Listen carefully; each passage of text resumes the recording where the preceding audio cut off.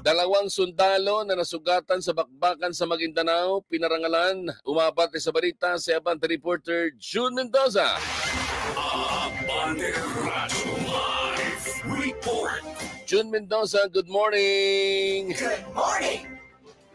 Ginawaran ng medalya sa kanilang kabayanihan ang dalawang kasapi ng Philippine Army 33rd Infantry Battalion matapos masugatan sa nangyaring bakbakan sa Barangay Kulong, bayan ng Sharif Agwak, lalawigan ng Maguindanao del Sur noong mismong araw ng halalan, Mayo 12.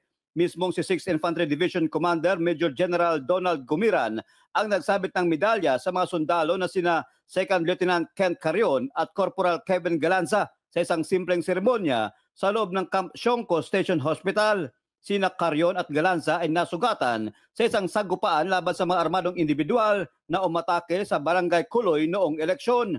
Pinapurehan din ni Gumiran ang dalawang sundalo sa kanilang magiting na pagtupad ng tungkulin para pangalagaan ang demokrasya ng bansa. Ako si June Mendoza ng Abante Radio. Ito ang balitang mabilis, mabangis, walang mintis.